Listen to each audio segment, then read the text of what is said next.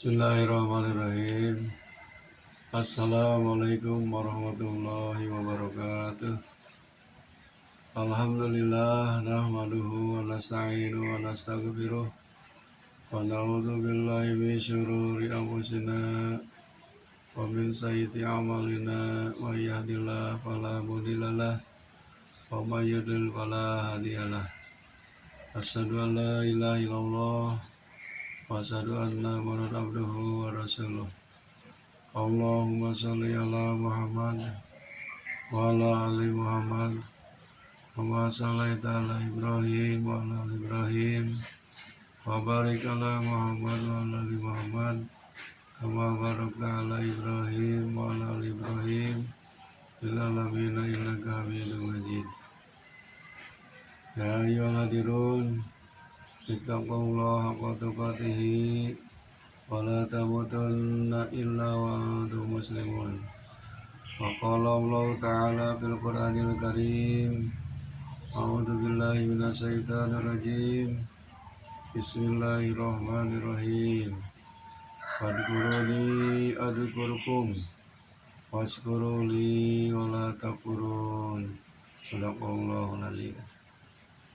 Saudara-saudaraku yang dimuliakan Allah SWT, syukur alhamdulillah pada saat ini kita masih diberi nikmat oleh Allah SWT, yaitu nikmat jasmani dan rohani, nikmat iman dan nikmat Islam, juga nikmat sehat walafiat, dan juga nikmat-nikmat yang lainnya. Mudah-mudahan kita semua ini bisa mensyukuri nikmat-nikmat yang telah diberikan oleh Allah SWT kepada kita. Amin ya Allah ya Rabbal alamin. Salawat serta salam mudah-mudahan dilimpahkan kepada Junjungan Alam Habibana Nabiyina Muhammad SAW, juga kepada keluarganya, para sahabatnya, dan kepada kita sebagai umatnya. Amin ya Allah ya Rabbal alamin. Hadirin rahimakumullah, dalam mukadimah tadi saya bacakan ayat suci Al-Quran surat Al-Baqarah ayat 152. A'udzubillahi minasyaitonirrajim.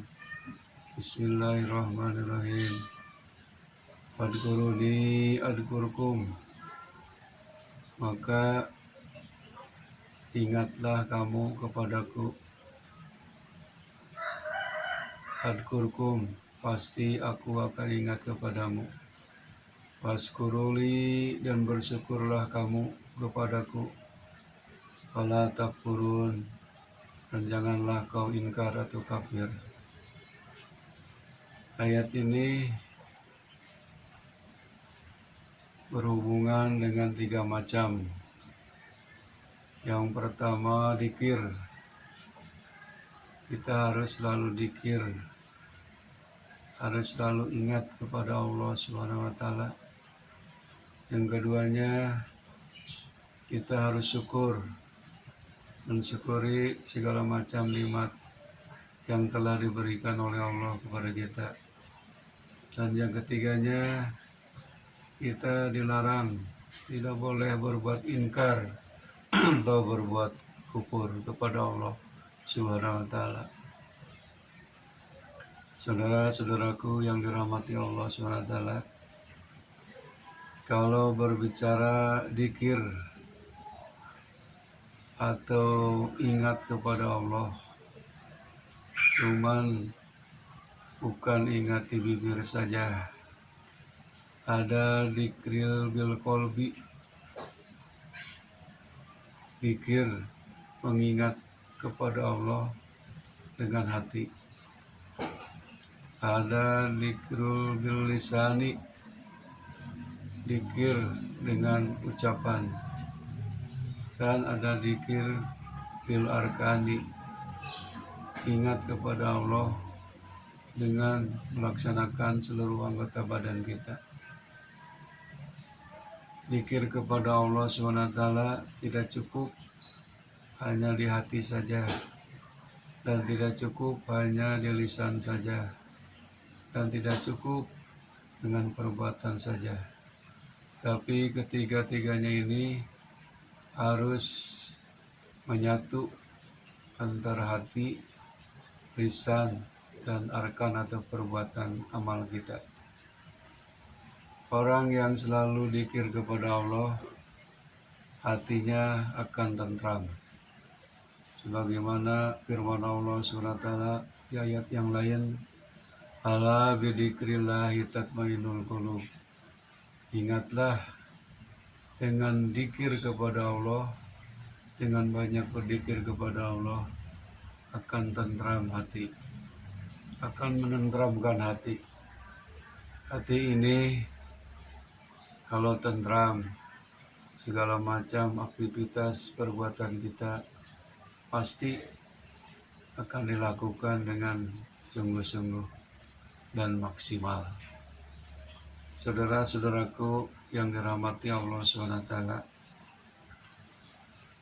kalau berbicara dzikir, mengingat kepada Allah, bisa dikatakan berbagai macam dzikir, yang mana tadi di garis bawahi, garis besarnya ada 3. Dzikir dengan hati, dzikir dengan lisan, dan dzikir dengan arkan atau perbuatan. Khususnya di sini dzikir bil ibadah, dzikir bil ibadah, dzikir dalam ibadah kepada Allah Subhanahu wa Ta'ala. Contohnya apa? Pertama, kita dzikrul mauti, harus selalu kematian. Kalau kita ingat kepada Allah, kemudian ingat kepada kematian, pasti kita akan hati-hati dan waspada akan berbuat sesuatu. Karena kullu nafsin dha'iqatul maut, semua yang bernapas, semua jiwa akan mengalami kematian. Makanya kata Rasul, orang yang paling cerdas adalah orang yang selalu ingat kepada kematian dan mempersiapkan untuk setelah kematian. Itulah yang disebut orang cerdas. Mudah-mudahan kita ini dengan mengingat, sering ingat mati, maka hati kita ini akan lebih dekat, lebih takarub beribadah kepada Allah SWT. Karena semua amal perbuatan kita ini diawasi oleh Allah SWT dan dicatat oleh 2 malaikat pencatat amal baik, yaitu malaikat raqib, dan pencatat amal jelek, yaitu malaikat atid.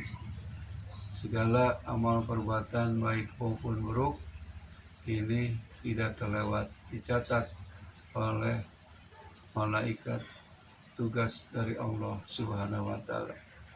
Untuk itu marilah kita waspada, hati-hati, karena umur kita tidak tahu, pasti mati akan datang. Idza jaa ajaluhum la yastakhiruna wa la yastaqdimun. Apabila ajal sudah tiba, tidak bisa diakhirkan dan tidak bisa didahulukan. Makanya kita harus selalu kematian. Insya Allah, kalau kita selalu ingat mati, maka pasti kita akan memperbanyak amal soleh. Pasti kita akan sering beristighfar, memohon ampun kepada Allah Subhanahu wa Ta'ala. Karena orang yang punya salah, punya dosa, cepat-cepatlah memohon ampun, minimal mengucapkan istighfar. Astagfirullahaladzim, alladzi la ilaha illa huwal hayyul qayyum wa atubu ilaih. Allah, ampunilah dosaku. Tuhan yang Maha Hidup, hanya kepada Engkaulah kami bertobat. Itulah kalimat istighfar yang paling pendek. Astagfirullahaladzim. Ampunilah ya Allah yang maha besar. Itu dzikir bilisan. Dzikir bilisan itu banyak, seperti kalimah-kalimah thayyibah, mengucapkan di hati atau di mulut kalimat subhanallah, maha suci Allah, alhamdulillah, segala puji bagi Allah, Allahu Akbar, Allah yang maha besar, subhanallah, alhamdulillah, Allahu Akbar, wala haula wala quwata illa billah. Tidak ada daya dan kekuatan kecuali dari Allah Subhanahu wa Ta'ala. Itu kalimah-kalimah thayyibah, dzikir bilisan. Dengan sering membacakan dzikir bilisan kalimah thayyibah tadi, nggak dalam hadis Rasulullah SAW, diucapkan ringan, tapi akan memberat timbangan nanti di yaumul akhir, timbangan amal soleh. Amin ya Allah ya Rabbal alamin. Saudara-saudaraku yang dirahmati Allah Subhanahu wa Ta'ala, jadi yang pertama kita harus ingat kematian. Kalau kita ingat mati, pasti kita akan teliti, waspada dalam hidup ini. Karena di dunia ini tidak akan selamanya. Kita ini sudah ditentukan umur kita. Paling banter, kata Rasulullah SAW, umatku umurnya antara 60 sampai 70. Kalau kita umur sudah 60, sekarang tinggal menunggu waktu saja. Tapi mudah-mudahan diberi umur oleh Allah, jangan sampai jatuh kepada hadis Rasul, dipanjangkan umurnya, tapi banyak perbuatan salahnya. Itu sejelek-jeleknya manusia, seburuk-buruknya manusia, umurnya panjang, tapi banyak amal tolehnya, amal jeleknya. Sebaik-baiknya manusia kerenas, yang panjang umurnya dan banyak amal salehnya. Mudah-mudahan kita ini diberi umur yang panjang, sehat, banyak amal solehnya, ada dalam umur yang barokah. Umurnya membawa kebaikan di dunia wal akhirah, di dunia dan di akhirat. Hadirin rahimakumullah, itulah dzikrul mauti. Kita harus ingat kematian. Yang keduanya, kita dzikrul hayatid dunya mataul gurur. Harus ingat bahwa kehidupan dunia ini mataul gurur, kehidupan yang menipu. Tadi sudah dijelaskan bahwa di dunia ini kita tidak akan selamanya hidup ini. Hidup di dunia dibatas dengan umur, dibatas dengan waktu. Makanya di dunia jangan terlalu cinta dunia, melupakan akhirat. Jawab kata Rasulullah SAW, salah satu tanda akhir zaman umatku adalah mencintai dunia dan melupakan akhirat. Terlalu cinta dunia, hubud dunia, wa yansaunal akhirah, lupa kepada kehidupan akhirat.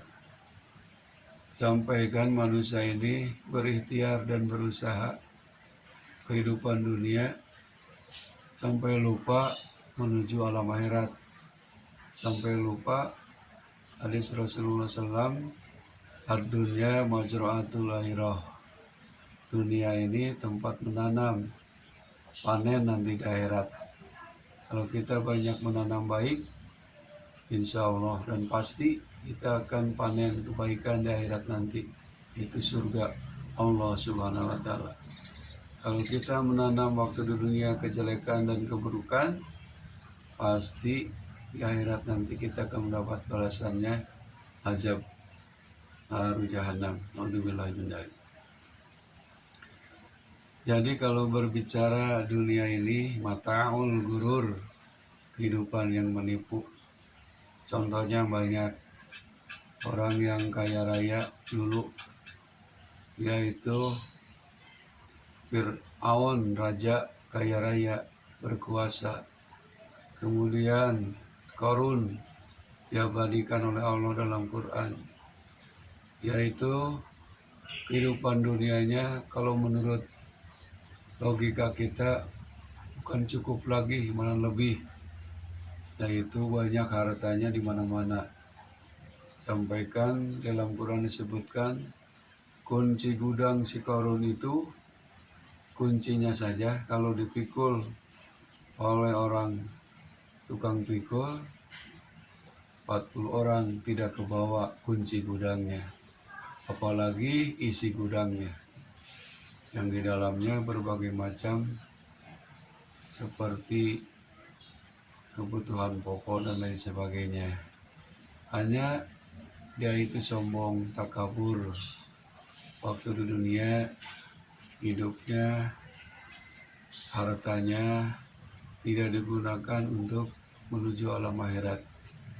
Dia pelit, dia kikir, tidak mau berzakat, tidak mau berinfak, tidak mau bersedekah, malahan dia sombong, takabur, tidak ingat lagi kepada Allah Subhanahu wa Ta'ala. Karena anggapan dia si Qarun, harta bendanya itu adalah hasil karya dari jerih payah keringat sendiri. Padahal yang memberi rezeki itu Ar-Razzaqu, yaitu Allah Subhanahu wa Ta'ala. Itulah ujian kehidupan dunia dengan harta yang melimpah ruah. Si Qarun tidak bersyukur, akhirnya oleh Allah harta kekayaan yang melimpah ruah itu ditelan bumi, habis seketika. Tapi sebaliknya ada contoh yang baik, yaitu Nabi Sulaiman alaihissalam. Nabi Sulaiman alaihissalam adalah kaya raya, tidak ada bandingnya sampai sekarang. Nabi Sulaiman di samping harta bendanya melimpah ruah, beliau bisa menaklukkan angin, punya tentara jin yang beribu-ribu.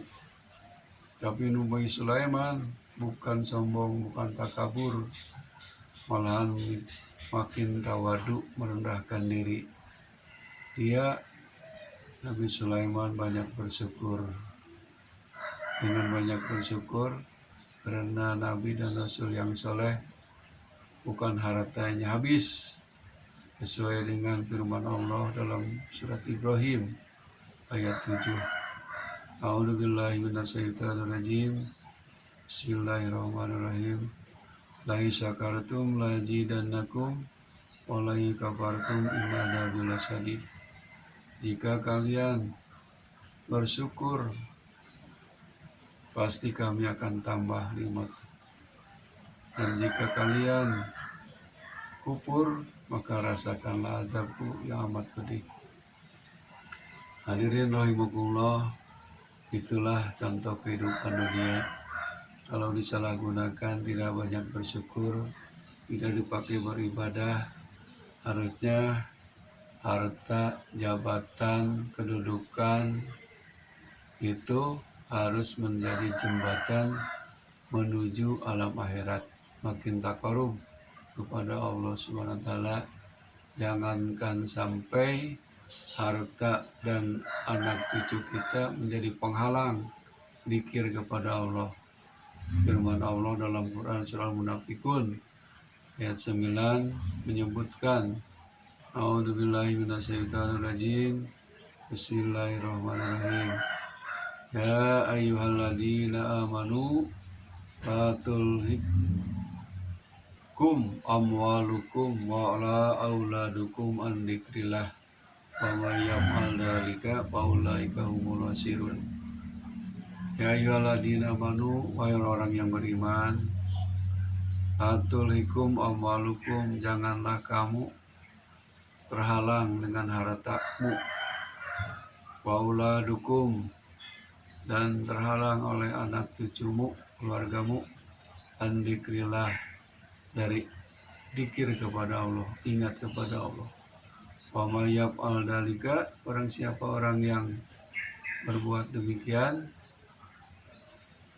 tidak beribadah, terhalang oleh harta dan oleh keluarga, faulaika humul khasirun, maka mereka itulah orang yang rugi, yang celaka. Kalau menurut pikiran kita, orang kaya raya itu untung, belum tentu untung, bisa buntung kalau kekayaannya disalahgunakan, malahan menjadi penghalang kepada dikir kepada Allah.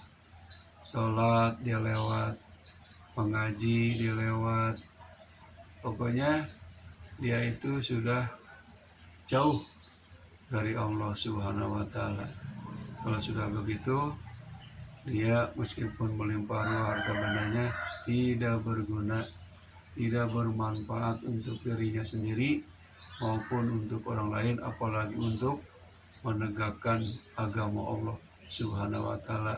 Khasirun, celaka, rugi dunia, rugi di akhirat. Kemudian dikir kepada apa lagi? Kita itu selalu ingat dikir fil akhirah. Kita harus ingat bahwa kita ini akan menuju alam yang bako, yaitu alam akhirat. Dunia ini alam fana, kehancuran. Di alam akhirat nanti kita hidup selama-lamanya.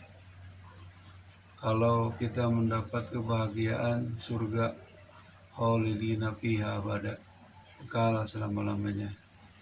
Kalau misalkan orang masuk azab neraka, juga sama, khalidina fiha abada, kekal selama-lamanya. La yamutu wa la yahya, tidak mati, tidak hidup di dalam neraka itu. Terus mendapat azab siksa dari Allah SWT. Makanya Allah SWT berfirman dalam surat Ad-Duha, walal akhiratu khairul laka minal ula, dan kehidupan akhirat lebih baik dari kehidupan dunia. Lebih bagus, akhirat itu abadi. Hadirin rahimakumullah, untuk itu kita harus ingat, kita ini akan kembali kepada alam akhirat.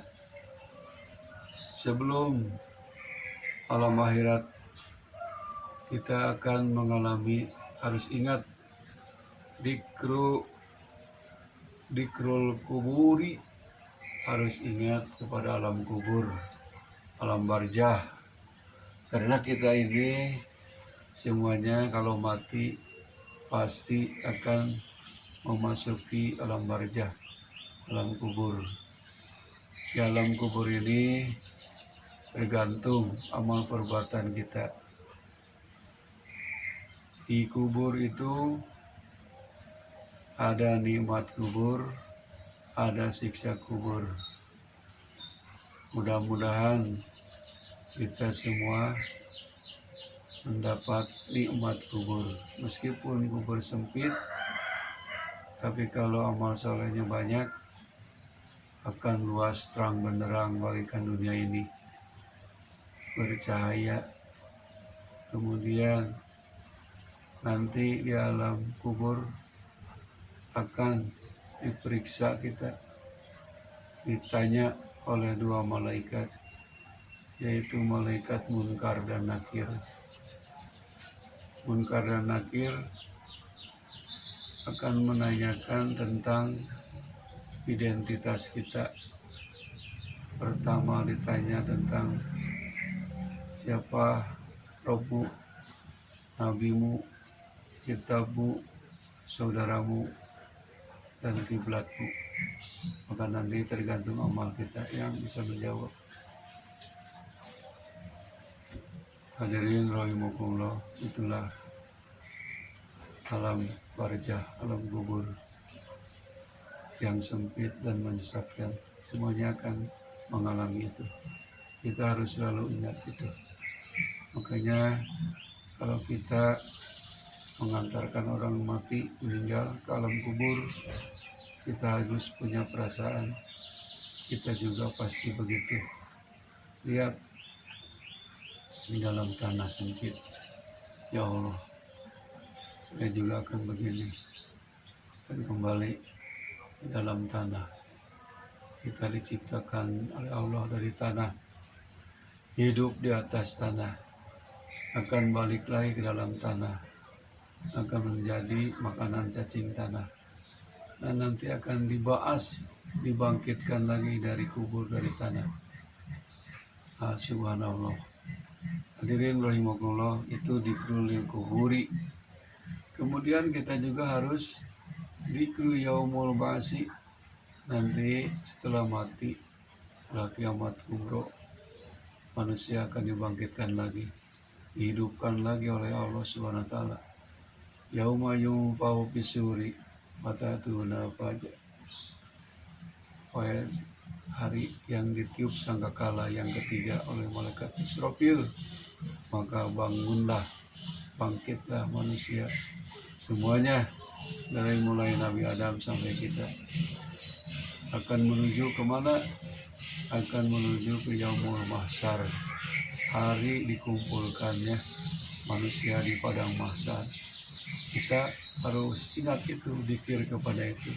Kalau selalu kita ingat kepada Yaumul Ba'as, Yaumul Mahsyar, pasti hidup kita ini tidak akan melaksanakan perbuatan dosa dan maksiat, karena semuanya akan meminta pertanggungjawaban di hadapan Allah Subhanahu wa taala. Kemudian kita harus ingat dzikrul hisab, adalah kita ingat nanti ada yaumul hisab, perhitungan amal. Amal perbuatan kita waktu di dunia ini akan diperhitungkan oleh Allah di alam akhirat. Siapa yang banyak amal solehnya dan siapa yang sedikit amal solehnya. Dalam Quran disebutkan dalam surah Al-Zilzalah, "Faman ya'mal mithqala dzarratin khairan yarah, wa man ya'mal mithqala dzarratin syarran yarah." Barang siapa orang yang beramal kebaikan seberat darah akan diperlihatkan. Begitupun sebaliknya, barang siapa orang yang berbuat jahat, berbuat salah seberat darah, akan diperlihatkan pula. Itulah yaumul hisab, perhitungan amal. Kemudian kita harus dzikrul mizani, harus ingat dzikir kepada yaumul mizan, hari pertimbangan amal. Setelah dihisab, amal kita ini ditimbang. Sebab catatan amal ini ada dua kitab, dua buku, dari catatan amal baik malaikat Raqib dan catatan amal jelek malaikat Atid. Disitulah ditimbang pengadilan Allah. Barang siapa yang berat timbangan amal solehnya, maka hidupnya akan bahagia, ada dalam ridho Allah SWT. Barang siapa yang banyak timbangannya di amal jelek, celaka, itulah jadi ahli neraka. Naudzubillah min dzalik. Saudara-saudaraku yang dirahmati Allah SWT, setelah itu ada yaumul ba'as, yaumul mahsyar, yaumul hisab, yaumul mizan. Di situ yang terakhir yaumul jaza. Kita harus ingat dzikir yaumul jaza. Yaumul jaza itu hari pembalasan amal. Pembalasannya hanya dua tempat, yaitu surga dan neraka. Orang yang amal soleh, beriman dan banyak amal soleh, surga balasannya. Dan orang yang kafir, banyak maksiat, banyak dosa, belum bertobat, maka kembalinya kepada neraka. Naudzubillah min dzalik. Hadirin rahimakumullah, itulah baru dzikir. Fadkuruni adkurkum. Ingatlah kamu, berzikirlah kamu, pasti aku akan ingat kepadamu, akan membalas kebaikanmu. Adkuruni adkurkum waskuruli. Nah, yang keduanya harus bersyukur kepadaku, kata Allah. Syukur itu terima kasih, menggunakan fasilitas apa yang diberikan oleh Allah, digunakan untuk yang diridhoi Allah. Itu arti syukur. Syukur apa? Nikmat. Nikmat itu bisa dikategorikan menjadi 3. Ada nikmat jasmani, ada nikmat rohani, dan ada nikmat rizki. Nikmat jasmani ini badan kita dari ujung rambut sampai ujung kaki. Kita pikirkan pemberian nikmat Allah. Mata saja 2. Mata alat untuk melihat dan berkedip setiap detik. Kalau misalkan mata tidak berkedip, pasti tidak enak. Atau oleh Allah diberi penyakit mata kita merah, gatal, baru terasa nikmatnya mata. Jadi gunakanlah, syukurilah mata ini dengan banyak melihat, membaca ayat-ayat Allah, Al-Quranul Karim, dan ayat-ayat yang tertera di dunia ini, yaitu alam semesta. Maka kita harus banyak bersyukur. Orang yang bersyukur akan ditambah nikmatnya. Sebab semua nikmat akan diminta pertanggungjawaban oleh Allah SWT. Apalagi nikmat jasmani yang ada pada diri kita. Kalau kita mentafakuri, memikirkan nikmat jasmani dibandingkan dengan materi, dengan uang, berapa triliun kekayaan kita ini. Malah ada orang yang menjual ginjalnya, sampaikan 100 miliar, kalau 2 berarti 200 miliar, belum matanya, belum jantungnya, belum hatinya, dan sebagainya. Itulah nikmat-nikmat Allah yang ada pada badan kita jasmani. Bersyukuri dengan cara melaksanakan segala perintahnya dan menjauhi segala larangan Allah SWT. Contoh saja salat. Salat kan menggerakkan seluruh tubuh, ada gerakan, ada ucapan. Itulah mensyukuri nikmat Allah. Kemudian nikmat rohani. Rohani ini sangat berguna sekali, bermanfaat sekali. Karena jasmani ini, misalkan badan kita sehat, gemuk, tinggi, pendek, putih, atau hitam. Kemudian rohaninya kosong. Ibadah tidak mau, sholat lewat, mengaji lewat,